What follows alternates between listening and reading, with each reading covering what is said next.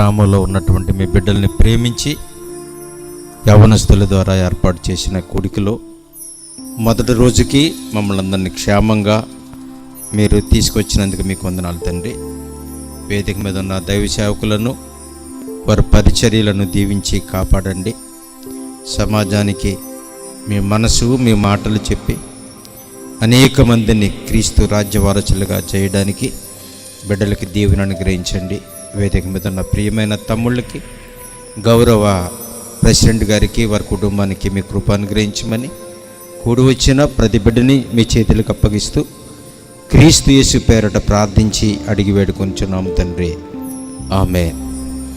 ప్రభునందు ప్రియమైన దేవుని వర్లారా, వేదిక మీద ఉన్నటువంటి నాతోటి దైవ సేవకులు, మా ప్రియులు రాజేశ్వరరావు అయ్య గారికి నా హృదయపూర్వక వందనాలు.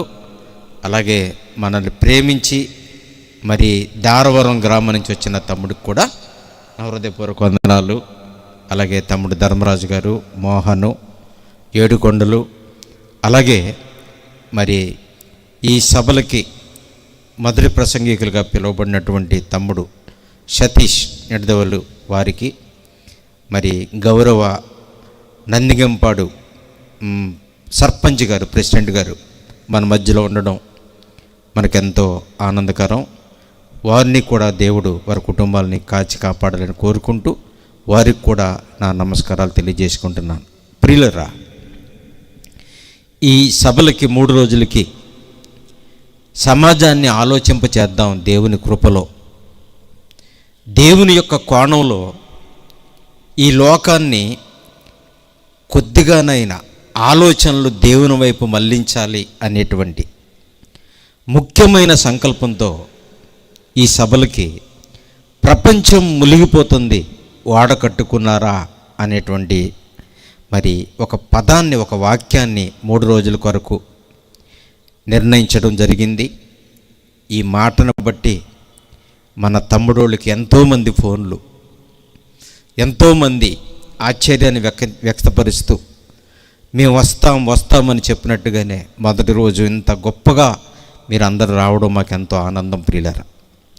అయితే ప్రపంచం మునిగిపోవడం ఏంటి, ఓడ కట్టుకోవడం ఏంటి అనేది 3 రోజుల్లో పూర్తయ్యేటువంటి సబ్జెక్ట్ కనుక 3 రోజులు మీరు తప్పనిసరిగా వచ్చినట్లయితే ఈ అంశానికి తగినటువంటి వాక్య విశ్లేషణ మీరు వినగలుగుతారు అని ఈ సభాపూర్వకంగా నేను చెప్పగలుగుతున్నాను.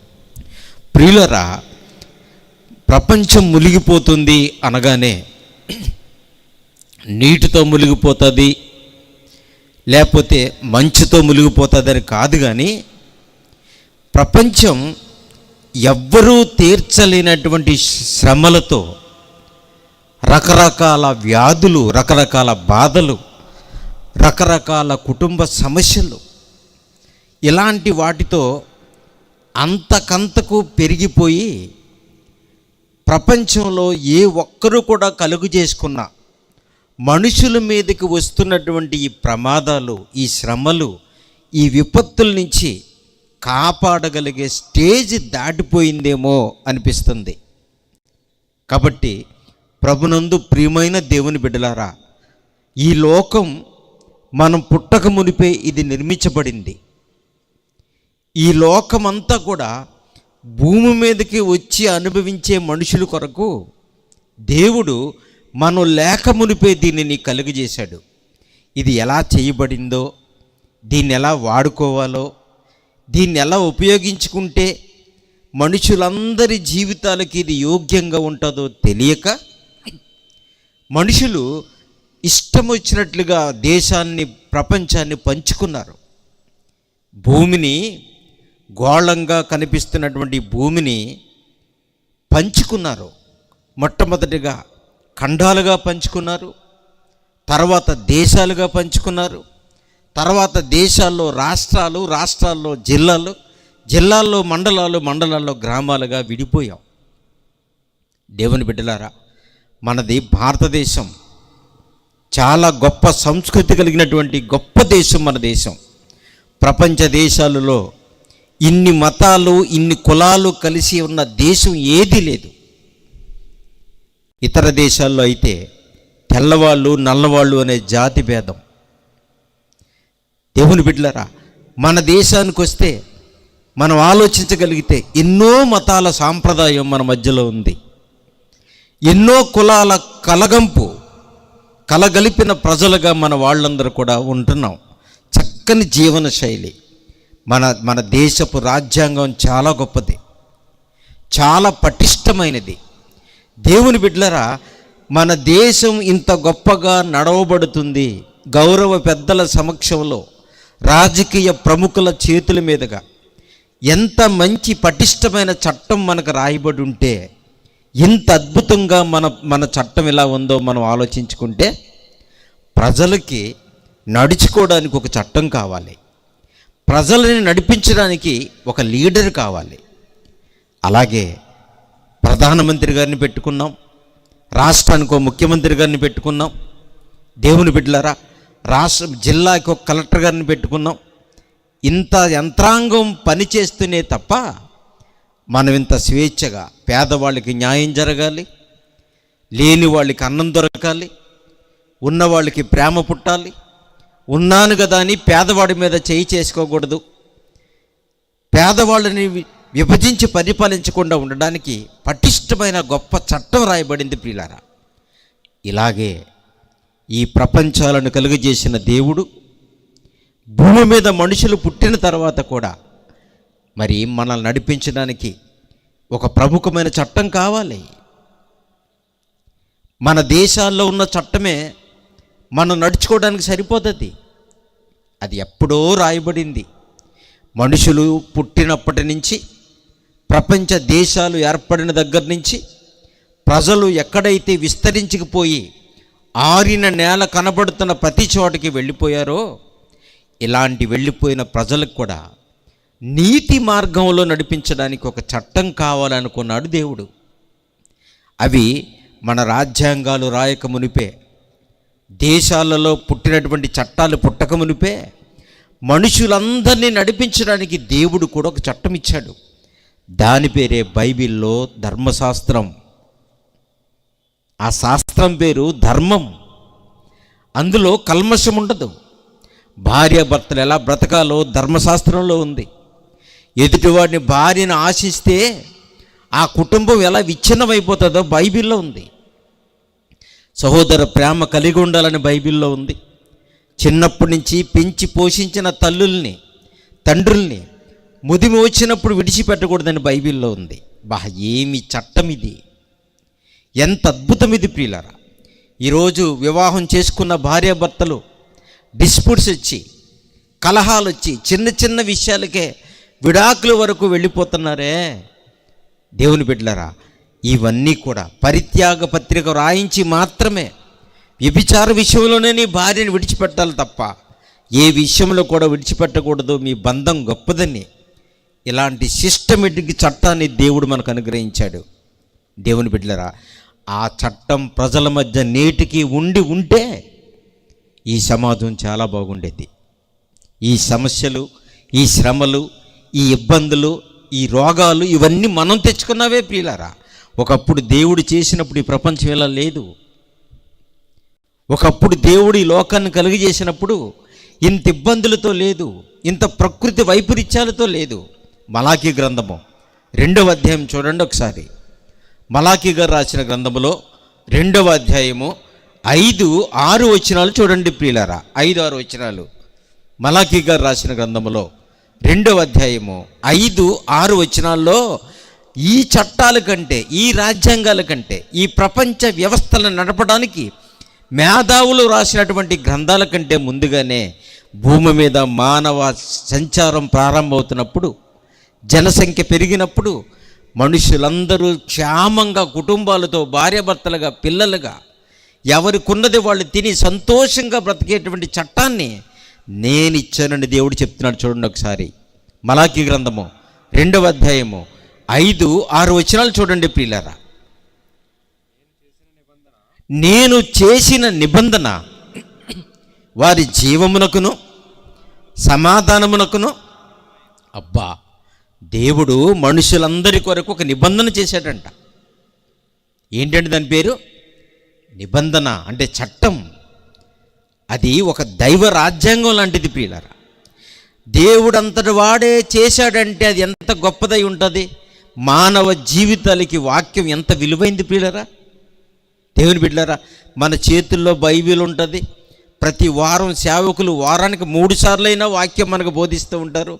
ఈరోజు మనం చూస్తుంటే టెక్నాలజీ పెరిగింది కనుక రోజు యూట్యూబ్లో ప్రసంగాలు, రోజు కామెంట్స్ మనం చూస్తున్నాం. దేవుని బిడ్డలారా, మరి ఎంత పటిష్టమైన వాక్యాన్ని దేవుడు మనకు అనుగ్రహించినప్పుడు మన జీవితాలు ఎందుకు వాక్యానికి అనుకూలంగా ఉండడం లేదు? ఆలోచించాలి. మన చేతిలో ఉన్న వాక్యం ఎంత గొప్పదో తెలుసా ప్రియులారా? ఇందులో ఉన్న ప్రతి మాట లోకాలను కలిగించిన దేవుని వాక్యం. అది ఆ మాటే అక్షర రూపంలో మన చేతుల్లో బైబిల్గా వచ్చింది. మనుషులెవ్వరూ పుట్టక మునుపు భూమి కలుగునగా కానీ శాసించిన మాట, భూమి మీద తమ తమ జాతి ప్రకారంగా మొక్కలు మొలుచునుగా కానీ శాసించిన ప్రకారంగా ఏ మాట అయితే ఈ అనంతమైన విశ్వం పుట్టడానికి కారణమైందో ఆ మాటని మనం వినలేదు, ఆ మాటని మనం చూడలేదు. కానీ పిల్లరా, అప్పటికి మనం లేం. కానీ ఆ మాటలే అక్షరాలుగా బైబిల్ రూపంలో మన చేతులకు వచ్చాయి. మన చేతుల్లోకి దేవుడు అనుగ్రహించాడు. ఇది ఏటో అనుకుని మనం ఇది కేవలం 300 రూపాయల పుస్తకం అనుకుంటున్నాం, లేదంటే 1000 రూపాయల పుస్తకం అనుకుంటున్నాం. బైబిల్ అంటే కాదండి, కోట్ల రూపాయలు ఖర్చు పెట్టినా దొరకని జ్ఞానం దీనిలో ఉంది ప్రియులారా.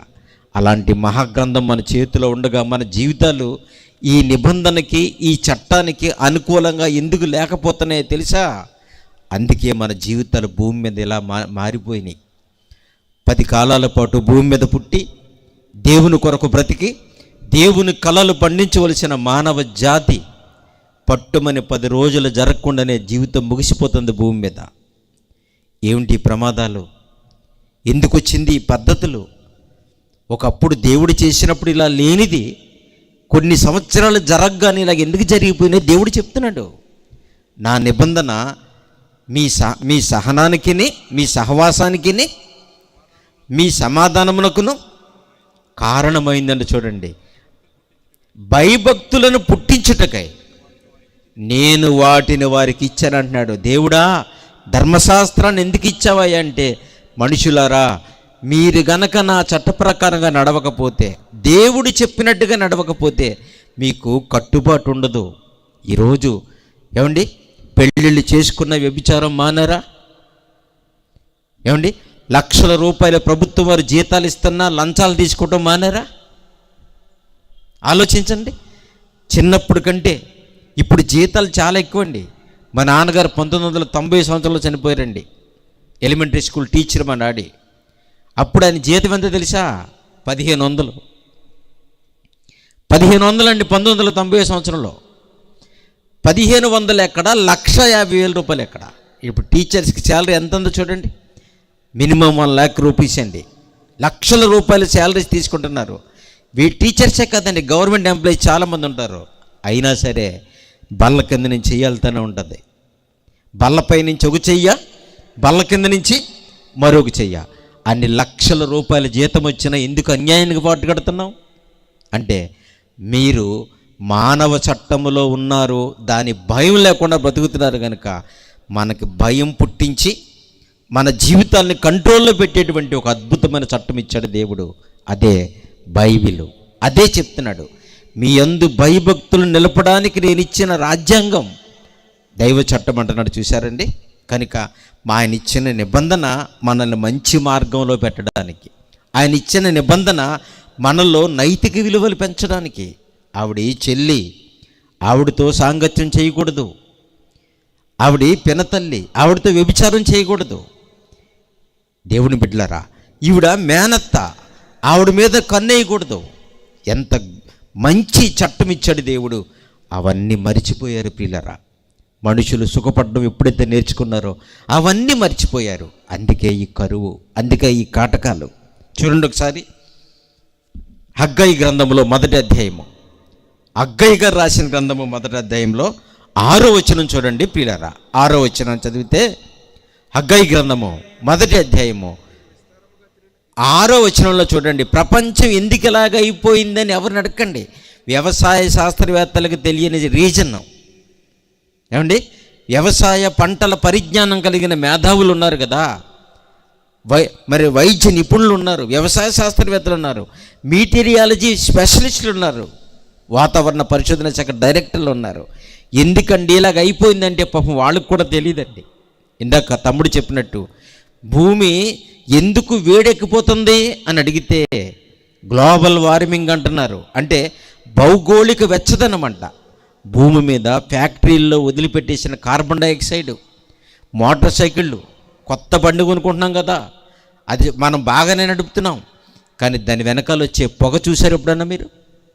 కార్లు, ట్రైన్లు, మోటార్ సైకిళ్ళు, ట్యాక్సీలు, వీటి వెనకాల వచ్చే పొగ చూస్తున్నారా మీరు? ఆ పొగ మనం బాగానే వెళుతుంది అనుకుంటున్నాం, బైకు చక్కగా వెళుతుంది అనుకుంటున్నాం, దాని వెనకాల వచ్చే పొగ వల్ల మంచు పర్వతాలు కరిగిపోతున్నాయి. మంచు పర్వతాలు కరిగిపోతున్నాయి. హిమాలయ పర్వతాల్లో ఫలకాలు మహాసముద్రాల్లోకి చేరిపోతున్నాయి, నదుల్లోకి వెళ్ళిపోతున్నాయి ప్రియులారా. అలాగే మనం వాడుకునే ఫ్రిడ్జ్లు, వేసవకాలం చల్లని నీళ్ళు కావాలని డోర్ తీయగానే చల్ల గాలి కొడుతుంది, చక్కని బాటిల్ తీసుకుని నీళ్ళు తాగుతున్నాం. ఆ ఫ్రిడ్జ్లో మీకు తెలియకుండానే ప్రియాన్ అనే వాయువులు వస్తున్నాయి. చాలా డేంజరు తెలుసండి. దేవుడికని వెలిగించే చివరికి అగరబత్తికి కూడా దాంట్లో వచ్చే పొగ కూడా చాలా ప్రమాదం. చూసారా? మరి అన్నీ ప్రమాదం అయితే మరి ఏది మనుషులకు మేలుకరమైనది ఏదంటే, ఇక మనుషులకు మేలుకరమైనది ప్రపంచంలో లేదు ప్రియులారా. చేతులారా చేసుకున్నాం. దేవుడిచ్చిన అందమైన సృష్టిని ఎలా వాడుకోవాలో తెలియక ఇష్టానుసారంగా వాడి పడేశారు. ఎవరికి భయపడరు, ఎవరు సలహా తీసుకోరు, ఎవరిష్టం వాడిదే. అందుకే అంటున్నాడు, మీరు విస్తారముగా విత్తినను మీకు కొంచెమే పండుతుందంట. అవునా? ఒకప్పుడు భూమి మీద విత్తనాలు వేయడం చాలని టకటకటక మనం మొలిచిపోయేది. మన పూర్వీకులు ఎంత ధాన్యం, ఎన్ని గోధుమలు, ఎన్ని ఎవలు, ఎన్ని ధాన్యం, ఎన్ని బస్తాల ధాన్యం, ఎంత మంచి పంటలండి, ఎంత మంచి పంటలు, ఎంత మంచి కూరగాయలండి. ఇప్పుడు మనం తినేది ఏమనుకుంటున్నారండి? పాయిజన్ అండి. కూరగాయలు విషమండి, మాంసాలు విషమండి, రైస్ విషమండి. తెలుసండి, ఏది చెయ్యి పెట్టి తిందామన్నా క్యాన్సర్ అంటున్నారు. ఏది చూసినా క్యాన్సరేనంట. అన్నం తిన్నా క్యాన్సరేనంటండి బాబు. రంగురంగుల ఫ్రూట్స్ చూసారా మార్కెట్లో మీరు? రంగురంగుల ఫ్రూట్స్, దానిమ్మ అండి, కమల, ద్రాక్ష, ఇవన్నీ చూశారు కదా. అవన్నీ ఏంటనుకుంటున్నారు? క్యాన్సర్ కారకాలు. టూ మచ్ డేంజరు, చాలా ప్రమాదం. ఒకప్పుడు బ్లడ్ తక్కువైంది, ఆరోగ్యం బాగోలేదు, నీరసంగా ఉన్నా కనుక ఫ్రూట్స్ తినమ్మా అని చెప్పే వైద్యులు ఫ్రూట్స్ తినకండి అంటున్నారు. ఎంత కర్మండి! ఇంతకంటే దరిద్రం ఏదైనా ఉందా ప్రియులారా? కిస్మిస్లు అంటారు కదా, కొన్ని చాలా తీగుంటాయి, అవి కూడా క్యాన్సరేనంట. మరి ఏం తింటామండి? చివరికి మన చేతిలో ఉన్న ప్లాస్టిక్ కవర్ కూడా క్యాన్సరేనంట. ఏది చూసినా జబ్బు అయితే ఈ పరిస్థితి పూర్వకాలం ముందు లేదు కదా, ఇప్పుడు ఎందుకు వచ్చింది? ఎవరు దీన్ని తెచ్చిపెట్టారు? ప్రభుత్వాలు ఏమన్నా వీటి మీద మంచి చర్య తీసుకుంటారంటే ఈ పాలిథిన్ కవర్లు వాడకండి అంటారు. పాలిథిన్ కవర్లు ఫ్యాక్టరీలకు పర్మిషన్ ఇచ్చిందే గవర్నమెంట్. వాడకూడదని మాకు కాదు, ఫ్యాక్టరీలకి చెప్పాలి. తెలుసండి, సిగరెట్ పెట్టెలు చేసి సిగరెట్ పెట్టె మీద ఏమంటో తెలుసండి? Cigarette smoking is injurious to health అని ఉంటుంది. పొగ త్రాగుట ఆరోగ్యానికి హానికరం అని ఉంటుంది. అది మాకు చెప్పడం ఎందుకు, దానికి పర్మిషన్ ఇవ్వడం ఎందుకు? ఏంటి ప్రపంచం? ఆలోచించాలి. దేవుని బిడ్డలారా, తెలంగాణ రాష్ట్రంలో మన సహోదరులు, మన ప్రక్క రాష్ట్రం తెలంగాణ రాష్ట్రంలో బీడీ కట్టలు ఉంటాయండి. ఆ బీడీ కట్టల మీద పుర్రె బొమ్మ వేసేవారు. తెలుసా మీకు? కరెంటు స్తంభం దగ్గర మీరు చిన్నప్పుడు మీరు చూస్తే తలకాయ పుర్రేసి ఇటోకెమ్మకేసి పరలోకానికి ద్వారం అని రాసేవాడు. అక్కడ ఎక్కడికంట? కరెంటు షాక్ కొట్టి చచ్చిపోయాడు, అందరూ పరలోకమేనంట. భయపెట్టడానికి అలా రాశారు. తెలంగాణ స్టేట్లో బీడీ కట్టల మీద పుర్రె బొమ్మ వేస్తే స్ట్రైక్ చేశారు. ఎందుకు? అసలు మేమేదో మనశ్శాంతి కోసం కాల్చుకుంటుంటే మమ్మల్ని భయపెడతారేట్రా, పుర్రెబొమ్మ తీసేయండి అన్నారు. పుర్రెబొమ్మ తీసేస్తే బతుకుతావేంటి? చావు వెతుక్కుంటూ వస్తుంది. చూసారా, ప్రభుత్వాలు హెచ్చరించిన, ప్రజల్ని సన్మార్గంలో నడిపించాలని ప్రభుత్వాలు సంకల్పం చేసిన మనుషులు ఎవరి మాట వినే స్టేజ్లో లేరండి. వింటే గింటే మనిషి ముందు దేవుడికి భయపడాలి. దేవుడికి భయపడితేనే తల్లిదండ్రులకు భయపడతారు పిల్లరా. దేవునికి భయపడితేనే పోలీసు వారికి భయపడతారు. దేవుడికి భయపడితేనే మంత్రి గారికి భయపడతారు. దేవుడికి భయపడితేనే చట్టానికి భయపడతారు. దేవునికి భయపడితేనే సమాజానికి కాపలా, సమాజానికి మేలు చేసేలాగా ఉంటారు. దైవ భీతి లేని ప్రజలు సమాజానికి మేలు ఎలా చేస్తారు? అందుకే ఎవరికి ఎవరి భయం లేదు, ఎవరికి ఎవరి భయం లేదు. ఇందాక వార్త చూశాను, పిల్లోడు వారం రోజుల నుంచి కనబడతలేదంట. పిల్లోడు అంటే మరి చిన్నపిల్లోడు కదండి, ఒక 20 సంవత్సరాలు 10 సంవత్సరాలు ఉంటాయి, కనబడతలేదంట. తీరా చూస్తే ఎవరో చెప్పారండి, మీ అబ్బాయి అక్కడెక్కడో ఉన్నాడు రైల్వే స్టేషన్లో అని. అక్కడికి వెళ్తే ఒక అమ్మాయి దగ్గర కూర్చొని ఉన్నాడు. కూర్చొని ఏడుస్తున్నారు, ప్రేమించుకున్నారంట. మీ ఇష్టమేనేటి? చిన్నప్పటి నుంచి కనిపించిన తల్లిదండ్రులు వద్దా మనకి? రెక్కలు వచ్చాయని ప్రేమించేసుకుంటావా? ఎగిరిపోతావా? న్యాయమేనా? వాళ్ళ దగ్గరికి వెళ్ళి అప్పుడు అంటుంది, నేను చచ్చిపోతానమ్మా, నన్ను ఈ పిల్లకి ఇచ్చి పెళ్లి చేయబోతే నేను చచ్చిపోతానంటే వాళ్ళ అమ్మ నాన్న అక్కడే నిశ్చితార్థం చేసేసారంట. ఏం చేస్తారు? భయమేది? పిల్లలు కాలేజీకి వెళ్తున్నారే, తిరిగి వస్తున్నారే, అక్కడ విద్యా వ్యవస్థలో ఏం నేర్చుకుంటున్నారు పిల్లరా? గొంతుకులు కోసుకుంటున్నారు, యాసిడ్ పోసుకుంటున్నారు, మార్కులు రాకపోతే చచ్చిపోతున్నారు, పిండేస్తున్నారు. చూసారా, ఇప్పుడున్న విద్యా వ్యవస్థలన్నీ కూడా మనుషుల్ని పిండేస్తున్నారు. రెస్ట్ లేదు. చీకటి వెళ్ళిపోతారు పిల్లలు ఇంట్లో నుంచి. చీకటి పడ్డాక మళ్ళీ వస్తారు. వాళ్ళకి తల్లి ప్రేమ ఏముంటుంది? తండ్రి ప్రేమ ఏముంటుంది? వాళ్ళకి ప్రార్థనా జీవితం ఏముంటుంది? ఇంటికాడ గోలపడలేక తల్లిదండ్రులు ఆదివారం నాడు ఒరే సండే స్కూల్ బాగుంటారు, ఎందుకంటే ఇంటికాడ ఉంటాడు, కుదురుండడు. ఆలోచించారా?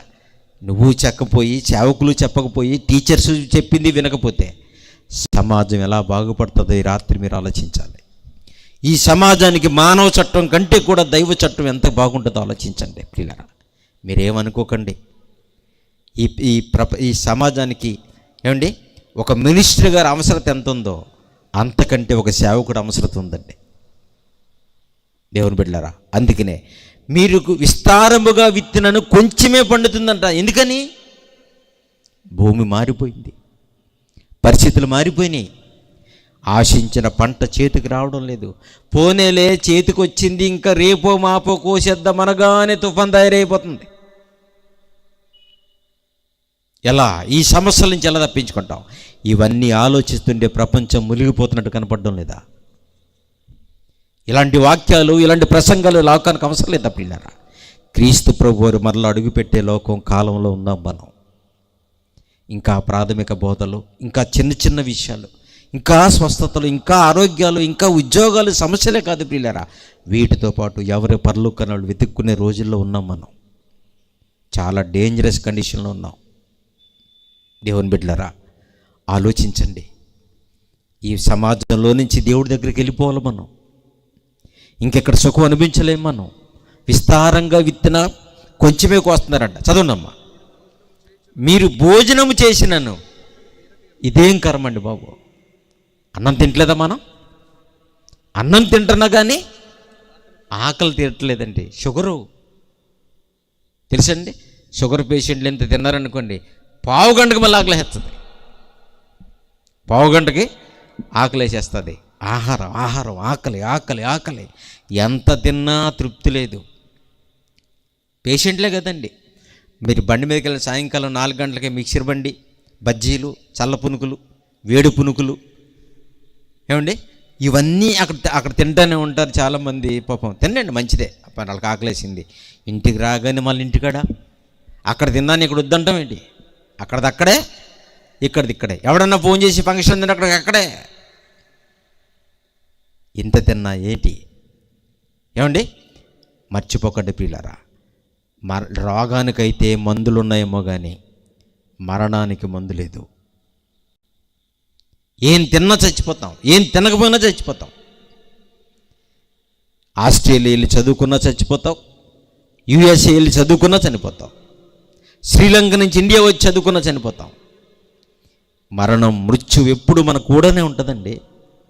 అమ్మ కడుపులో మీరు పుట్టినప్పుడే మీతో పాటు అది పుట్టింది.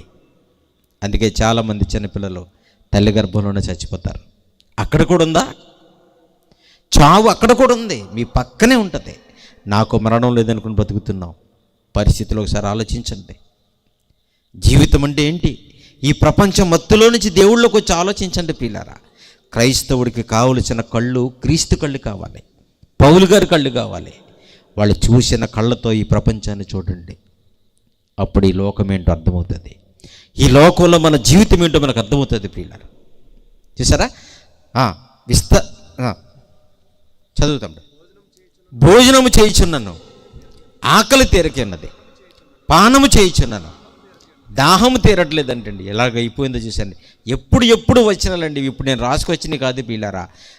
బైబిల్ అనేది కరెంట్ అఫైర్ని ఎప్పుడు చెప్తూ ఉంటాను నేను. జరుగుతున్న తంతు, జరుగుతున్న ప్రపంచ భవిష్యత్ అంతా దేవుడు ముందుగానే వ్రాయించాడు దీంట్లో. ఆలోచించండి. భూమి పండటం లేదు కనుక ఎరువులు వేయాలనుకున్నాం. అసలు ఎరువులు ఎందుకు వేయాలి అని ఆలోచించారా ఎవరైనా? ఏమండి, ఒకప్పుడు వెయ్యని ఎరువులు ఇప్పుడు ఎందుకు వేయాలి అంటే, భూమి ఏమైపోయిందో తెలుసండి. పండిన భూమి పండని దశకు వచ్చింది కనుక ఎరువు వేస్తున్నారు. అసలు ఎందుకు పండలేదని ఆలోచించారా? ఇన్ని ఎరువులు ఫ్యాక్టరీలు ఉన్నాయే, ఇన్ని యూరియాలు, పొటాషియం, నైట్రేట్, ఎన్ని బస్తాలు. మొన్నటి వరకు మన రాష్ట్రంలో ఎరువులు లేవని రైతులు ఎంతో బాధపడ్డారు పాపం. ఎందుకు వచ్చిందో తెలుసా? దేవుని బిడ్డలారా చూడండి, ప్రపంచానికి ఎరువులు, భూమిలో ఎందుకు ఈ ఫెర్టిలైజర్స్, పెస్టిసైడ్స్ వాడుతున్నారో ఒక్కసారి బైబిల్లోకి వెళ్తే మనం ఏం జరిగిందో తెలుసా? ఎందుకంటే బైబిల్ ప్రతి సమస్యకి మూలాన్ని చెప్పేటువంటి గ్రంథం అండి. ఇది మత గ్రంథం కాదు ప్రియులారా. మనమందరం మరి చక్కగా భారతీయులుగా కల్మషం లేకుండా, గొడవలు లేకుండా చక్కగా బ్రతకవలసిన నీతి అండి ఇది. కాబట్టి ఆదికాండము 3:17 చూడండి. భూమికి ఎరువులు వేసే సమస్య ఎప్పుడు వచ్చింది, ఎందుకు వచ్చిందో చూద్దాం. దేవుని బిడ్డలారా, ఏ ఎరువులు ఫ్యాక్టరీ వారు చెప్పలేని సందర్భం ఇది. ఆయన ఆదాముతో, ఆదికాండము 3:17 చూస్తుంటే, ఆయన ఆదాముతో నీవు నీ భార్య మాట విని తినవద్దు అని నేను నీకు ఆజ్ఞాపించిన వృక్ష ఫలములు తింటివి గనుక నీ నిమిత్తము నేల శపింపబడి ఉన్నది. అదిగో తొలి దినాలలో మనం లేనప్పుడు భూమి మీదకు పుట్టిన తొలి మనుషులు ఆదామవ్వలు. చాలామంది ఏమంటా ఉంటారంటే హేతువాదులు, మొట్టమొదటి మనుషులంట ఆదాం, మరే ఆది మానవులంట. చాలా తప్పండి. చరిత్ర అంతా తప్పండి. అది మొట్టమొదటి మనుషులు ఆది మానవులు కాదండి, అందగాళ్ళు. సాక్షాత్తు సకల శక్తులు కలిగినటువంటి దేవుడి చేతిలో చేయబడినోడు కోతులాగా ఎందుకుంటాడు? ఆలోచించండి. అందగాడైన దేవుడు, సర్వశక్తిమంతుడైన దేవుడు, ప్రకృతిని ఇంత అందంగా నిర్మించిన దేవుడు మనిషిని కోతులాగా ఎందుకు చేస్తారండి బాబు? దేవుని బిడ్డలారా, మొదటి మానవులు ఆది మానవులు కాదండి, అందగాళ్ళు. సాక్షాత్తు దేవుళ్ళలో నుంచి వచ్చిన మనుషులు వాళ్ళు. మరి ఆది మానవులు ఎప్పుడయ్యారంటారా? దేవుణ్ణికి విరుద్ధంగా బ్రతికి తోటలో నుంచి బయటకు గెంటేసిన తర్వాత అనాగరిక జీవితం జీవించారు. అప్పుడు అందంగానే ఉన్నారు. తిండి లేక, ఉడకబెట్టేది లేక, ఇవన్నీ కూడా తర్వాత జరిగినవన్నీ దేవుని బిడ్డలారు. కాబట్టి తొలి మానవులైన ఆదమవులు దేవుడు చెప్పినట్టు వినలేదని, మరి దేవుడు చెప్పినట్టు వినకపోతే శపించేస్తాడంటే మరి అంతే. మరి నాన్న చెప్పినట్టు వినకపోతే అన్నం పెడతాడా? ఏమండి, అమ్మ చెప్పినట్టు వినకపోతే ఊరుకుంటుందా? అయ్యో, పుస్తకాలు కొని బడికి పంపి ఇంటర్వెల్లో కొనుక్కోవడానికి పాకెట్ మనీ పెట్టిన వాళ్ళ మాట వినకపోతే ఏమంటారు మరి? అలాగే తన స్వరూపంలో తన పోలికలో మనుషులను పుట్టిస్తే ఆ మనుషులు దేవుడు మాట వినటం మానేశారంట. అవ్వమ్మ భార్య మాట విన్నాడంట. పోనీ ఆ భార్య ఏమన్నా మంచి చెప్పిందంటే వినొచ్చు. భార్య మాట వినకూడదని కాదు ప్రియులారా. భార్య మాట భర్త వినాలి, భర్త మాట భార్య వినాలి. నువ్వెవరో చెప్పడం కనకూడదు, భార్య నువ్వేతవే చెప్పడానికి అనకూడదు. అలాగంటే 2 పడవలు అయిపోతారు. జాగ్రత్తగా ఆలోచించాలి. భార్య మాట విని నేను తినొద్దని చెప్పిన ఫలములు నువ్వు తిన్నావా అన్నాడు. భార్య మాట వినకూడదని కదండి, భార్య తప్పు చెప్పింది. దేవుడు చెప్పిన మాట అవునయ్యా, దేవుడు తినొద్దన్నాడు, ఈ ఫ్రూట్స్ మనం ముట్టుకోకూడదు, ఆయన కోపం వస్తానని చెప్పలేకపోయింది. ఆదాము కంటే ముందు వెళ్ళిపోయి గబగబా కోసుకు తినేసింది. అన్ని పళ్ళు తెచ్చి ఆదాముకి ఇచ్చింది. ఒకటి కదండి తినదే, ఒక పండు కాదు, చాలా పళ్ళు తినేశారు. ఎందుకంటే ఒకటి బాగుంటే రెండోది వదులుతామేంటి? ద్రాక్ష పండు గుర్తుండదు అనుకోండి, ఒకటి బాగుంటే మిగతా అన్నీ ఊడిపోవా? కిందకు వచ్చేసరికి ఖాళీ గుర్తుంటుంది, అన్నీ లేచిపోతాయి. అలాగా ఇన్ని పళ్ళు తినేసారు ఇద్దరును. అప్పుడు దేవుడు చూశాడు, ఏమండి ఈ లోకమంతా ఎవరి కొరకండి? ఇందులో ఏదైనా దేవుడికి కావాలండి? నదులు, పర్వతాలు, సముద్రాలు, చేపలు, పక్షులు, జంతువులు, ఈ పువ్వులు, కాయలు, ఈ రంగులు ఎవరి కోసమండి? ఇవి మన కోసమే కదండి. మనం బాగోవాలనే కదండి. మనం బాగోవాలని మనకు బాగునిచ్చే ప్రకృతిని చేశాడండి దేవుడు. అందుకనే ఈ ప్రకృతిని ఎలా వాడుకుంటే అలా మనకు చక్కగా ఉపయోగపడుతుంది. దీనికి హాని చేస్తే మనకు జ్వరం వస్తుంది. ప్రకృతికి హాని చేస్తే, ప్రకృతిని పాడు చేస్తే మీకు రోగం వస్తుంది. అదే జబ్బులు. మలేరియా అనే ఒక జబ్బు ఉంటుందండి, జ్వరం, మలేరియా. మాల్ అంటే చెడు, ఏరియా అంటే ప్రాంతం. చెడ్డ ప్రదేశాల నుంచి వచ్చినటువంటి దోమల వల్ల వచ్చే జ్వరం కనుక దాన్ని మలేరియా అంటారు. మలేరియా అంటే చెడు ప్రాంతం నుంచి వచ్చేటువంటి చెడు. దేవుని బిడ్డలారా, అలాగా ప్రకృతిని పాడు చేస్తే మనిషి పాడైపోతాడు. ఇది దేవుడు గీసిన గీత. అందుకనే మరి పెద్దలు కూడా చాలామంది పాటలు కట్టారు చిన్నప్పుడు, సినిమా పాటలు. జగమే ఊయల, పగలే వెన్నెల, జగమే ఊయలంట. నిజమే, ఈ ఊయల లాంటి ప్రకృతిలో దేవుడు మనల్ని ఊపాడండి. ఇప్పటికీ మనల్ని కాపాడుతున్నాడు. ఆయన ఎవరికి కావాలి? వారానికోసారి, రోజు నెలకోసారి వెళ్ళి దర్శనం చేసుకుంటాం ఆయన మనం. అంతేనా? దేవుడి మీద మనకున్న ప్రేమ అదేనా? నెలకోసారో సంవత్సరానికోసారి దేవుని చూసి సరిపోతుందా? అలాగే మనల్ని కూడా చూస్తే ఏమైపోతాం మనం? ఆయన ఎంత ప్రేమ గలవాడో ఆలోచించండి ప్రియులారా.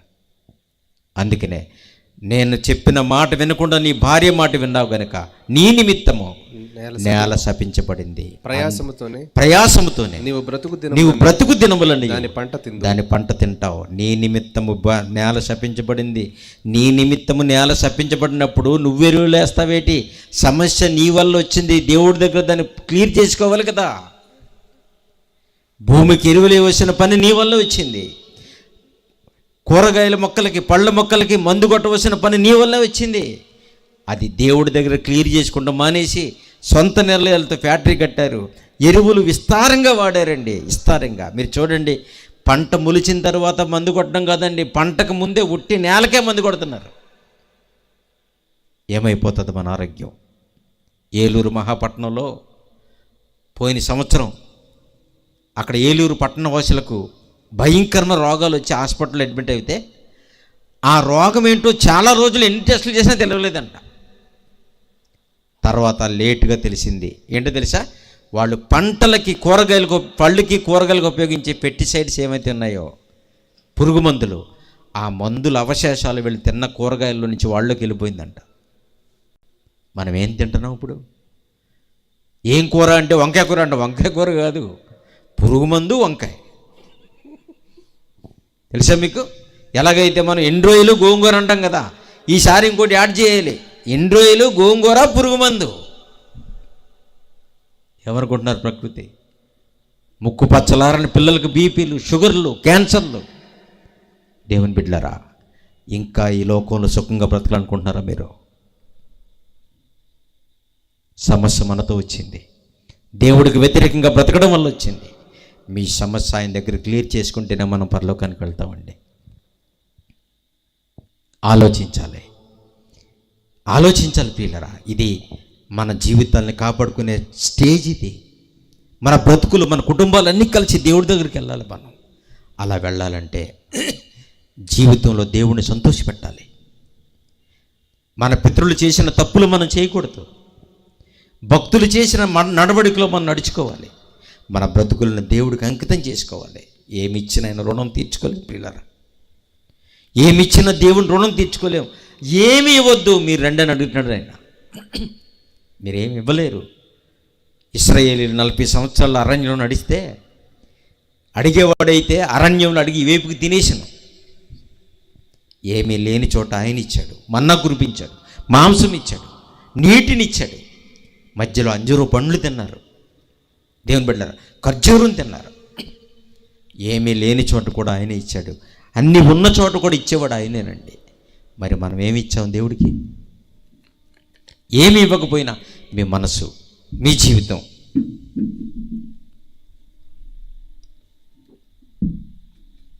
దేవుడు కోరుకునేది మన నుంచి అది ఒక్కటేని ప్రియులారా.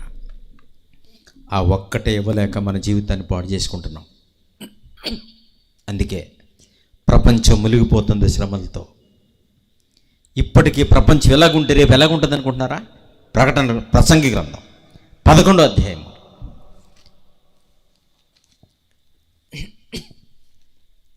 ప్రసంగి గ్రంథంలో 11వ అధ్యాయము 8వ వచనం చూడండి.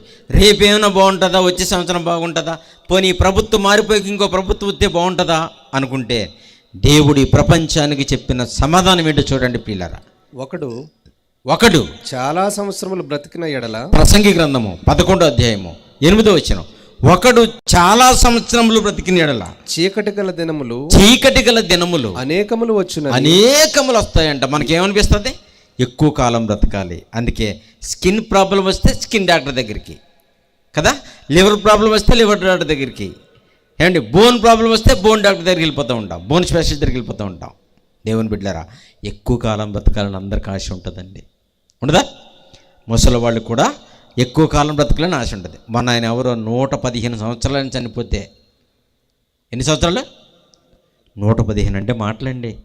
115 సంవత్సరాలు ముసలాయన చనిపోతే ఆ కుటుంబంలో ఒక మంచి వాక్యం వేశారు ఆయన కొరకు. ఏంటంటే, ఇన్ని సంవత్సరాలు బ్రతికి మమ్మల్ని శోక సముద్రంలో ముంచి వెళ్ళిపోయామంటున్నారు. అంటే ఇంకెన్ని సంవత్సరాలు బ్రతకమని? చచ్చిపోవద్దా? ఏమండి, పండు కుర్రోడు చచ్చిపోయినట్టు వేశారు పేపర్లో. యవ్వనస్తులు చనిపోయినట్టు వేశారు. 115 సంవత్సరాలు పెద్ద ఆయన చనిపోతే మా కుటుంబాన్ని శోక సముద్రంలో పడేసి వెళ్ళిపోయి ఇంకేం పీకి తింటారా ఆయన్ని? బ్రతికుంటే ఇంకేం పీకి తిందరో కదా. 115 కూడా చావకూడదా? 120 చావకూడదా? 200 చనిపోవచ్చు, అప్పుడు కూడా చావకూడదు. 200 సంవత్సరాలు బతికి చనిపోవచ్చు, అప్పుడు కూడా చనిపోకూడదు.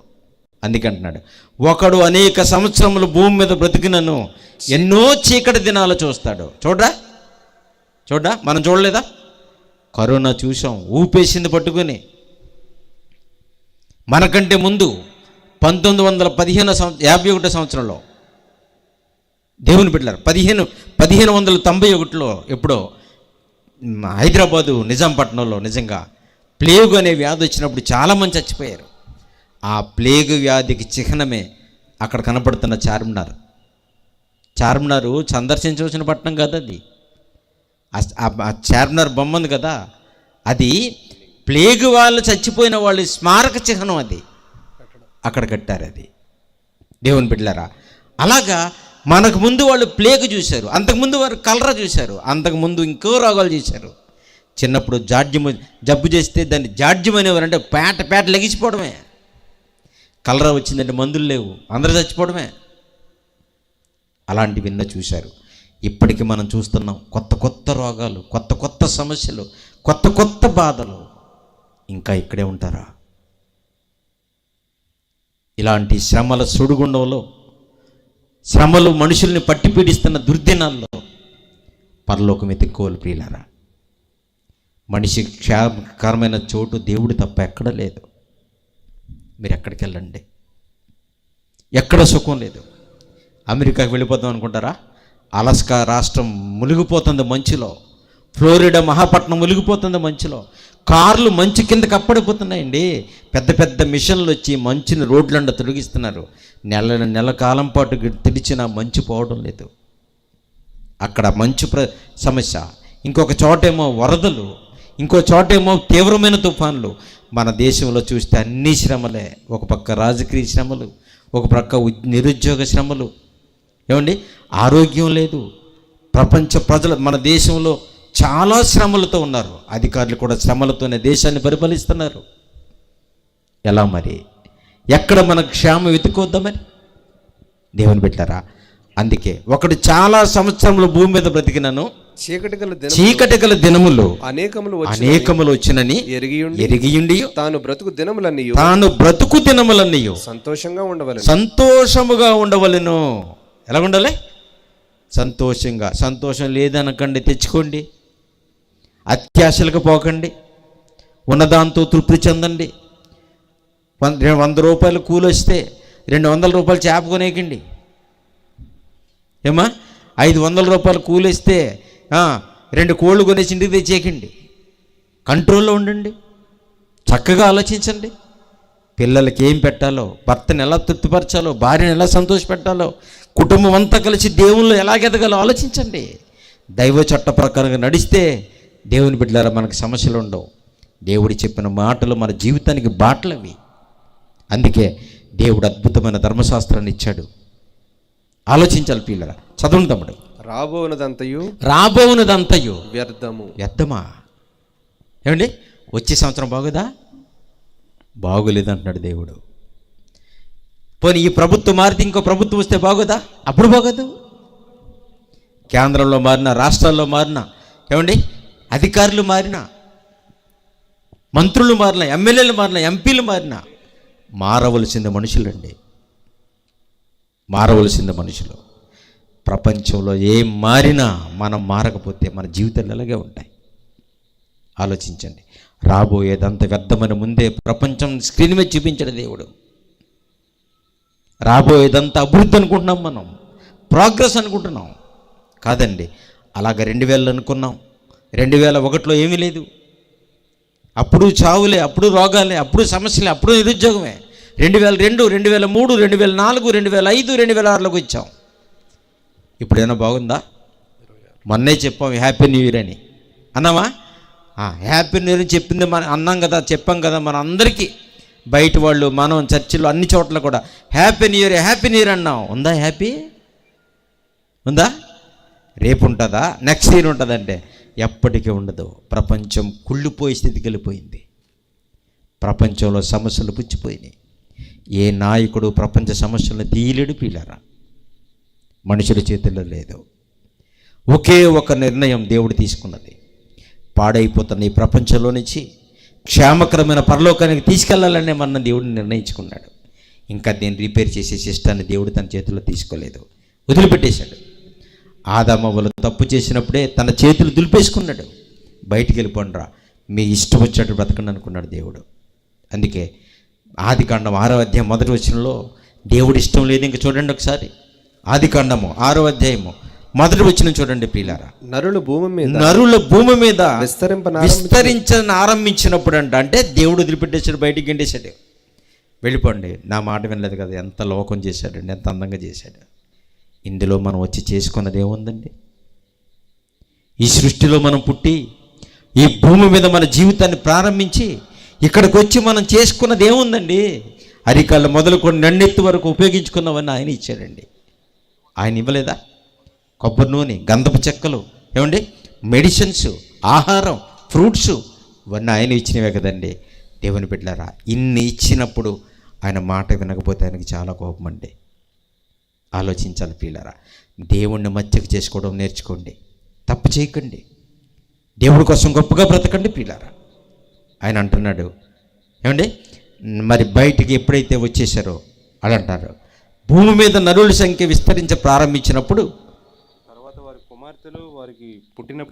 వారి కుమార్తెలు పుట్టినప్పుడు దేవుని కుమారులు నరుల కుమార్తెలు చక్కని వారిని చూచి వారిలో తమకు మనసు వచ్చిన స్త్రీలను వివాహం చేసుకున్నారు. చూసారా? ఎప్పుడైతే జనం ప్రారంభించారో, పని నేర్చుకున్నారో, బయటకు వచ్చేసారో, వాళ్ళు మనసుకు వచ్చిన వాళ్ళందరినీ చేసుకున్నారంట. ఇంకా దేవుడు మనసు లేదు. ఇక నన్ను పుట్టించిన దేవుడు ఉన్నాడు, ఆయన ఒక సలహా అడుగుదామని లేదు. ఉందా? ఈరోజు మన జీవితాల్లో దేవుని పర్మిషన్ తీసుకుంటున్నారా? తండ్రి నీ చిత్తమైతే నాకు ఇది చెయ్యి అంటారా? నాకు చెయ్యి అంటారు. దేవుని బిడ్డలారా, మీ జీవితాల్లో దేవుని సలహా ఉందా? దేవునికి ఒక్క మాట చెప్తామో మనం? ఆలోచించండి. అదే ఆదాము అవ్వ నుంచి వచ్చిన తరాలు ప్రజలు చూడండి. తన మనసుకు వచ్చిన వాళ్ళు చేసేసుకుంటే, మనసు ఇచ్చిన దేవుడి కోసం ఏం చేశావు? ఆయనకు మాట చెప్పొద్దా ప్రియులారా? ఇదే వాక్యం ఘోషిస్తున్న ఘోష. ప్రపంచ శ్రమల నుంచి దేవుని రాజ్యం వైపు, పాపపు జీవితాన్ని నుంచి పరిశుద్ధమైన బైబిల్ వరకు నడిపించడానికే దేవుని బిడ్డలారా ఈ సభలు. ఇంతకాలం జీవితాలు ఏం చేసుకున్నారో ఆలోచించండి. రేపటి దినాన్ని ఏం చేస్తామో ఆలోచించండి. ఇంకా మంచి చూస్తామనుకుంటున్నారేమో, ముందే చెప్పాడు, రాబోయినదంతా వ్యర్థం, నాశనమే తప్ప మంచి ప్రపంచంలో చూడలేం. మానవ జీవితాలు నలిగిపోతున్నాయి, అకస్మాత్తుగా చచ్చిపోతున్నారు. మనకలాగే మంచి సంవత్సరాలు రావాలని, మంచి కాలం రావాలని, మంచి ప్రభుత్వాలు రావాలని, మనుషులకు మంచి జరగాలని కోరుకున్న వాళ్ళు కోరికను తీరకుండానే చచ్చిపోతున్నారు. హ్యాపీ న్యూ ఇయర్ చెప్పిన వాళ్ళు ఒక్క నెల గడిచే వరకు కూడా లేరు, చాలామంది చచ్చిపోయారు. ఎన్ని యాక్సిడెంట్లు, ఎన్ని ప్రమాదాలు, ఎన్ని రోగాలు. ప్రియులారా ఆలోచించండి. మీ జీవితం మీ చేతుల్లోకి తీసుకోకండి. మీ లైఫ్ని దేవుడి చేతుల్లో పెట్టండి. మన జీవితాలు మనం నడిపించుకోలేం ప్రియులారా. మనకు యోగ్యం తెలియదు. ప్రపంచ దేవుడు ఎలా చేశాడో తెలియకే పాడు చేశారు, కట్టడి లేకుండా చేసి పడేశారు. మారండి, దేవుడి కోసం బ్రతకండి ప్రియులారా. 3 రోజుల మహాసభలు యవ్వనస్తులండి, వాళ్ళ సొంత ఖర్చులతో ఈ మీటింగ్స్ ఏర్పాటు చేశారు. నిజంగా మీరందరూ రావడం మాకు ఎంతో ఆనందం. ఈ 2 రోజుల్లో కూడా అద్భుతమైన మాటలు మీరు వినగలుగుతారు.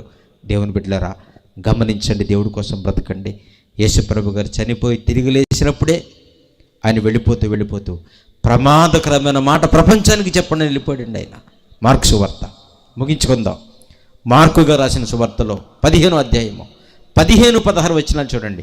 ఆయన భూమిని విడిచిపెట్టి పరలోకానికి వెళ్ళిపోయేటప్పుడే ప్రపంచానికి చివరి మాటలుగా ఇవి చెప్పండి, నమ్ముతారా, వాళ్ళ ఇష్టం, నమ్మకపోతే శిక్ష ఉందని చెప్పమని చెప్పాడండి. అవే మాటలు ఈరోజు ఈ 21వ శతాబ్దంలో మీ ముందు నేను పెడుతున్నాను. ఆలోచించండి ప్రియులారా.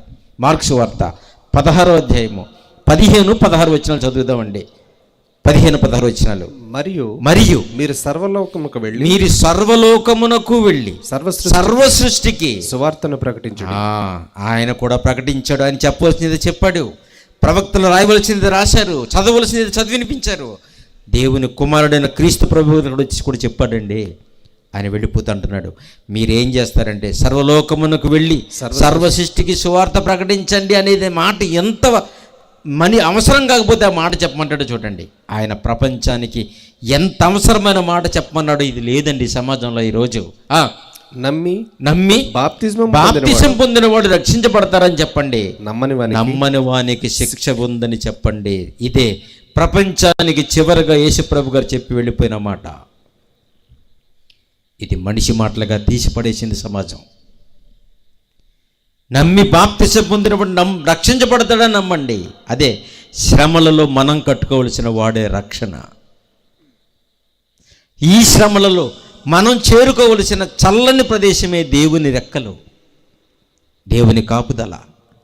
దేవుని బిడ్డలారా, గూడు చెదిరిపోయిన పక్షుల్లాగా అక్కడక్కడ తిరిగిపోతే, లోక ఆశలు కలిగి ఎక్కడికో వెళ్ళిపోతే, ఎక్కడో చోట అకస్మాత్తుగా మన జీవితం ముగిసిపోతుంది. మనిషికి క్షేమకరమైన చోటు అనేది పరలోకం ఒకటేనండి, దేవుడు ఒక్కడే ప్రియులారా. అందుకే ఈ సమాజంలో ఈ శ్రమల్లో మనం కట్టుకోవలసిన వాడా రక్షణ, దేవుని చేతుల కిందకి. ఇదే ప్రభు వెళ్ళిపోతూ సమాజానికి చెప్పమన్నాడు.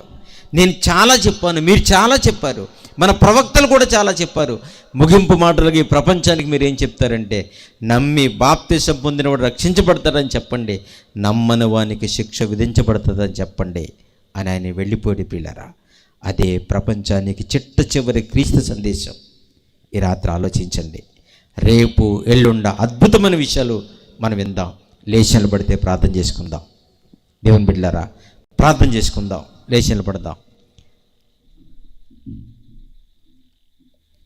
దయచేసి ఒక్కసారి కూర్చోండి.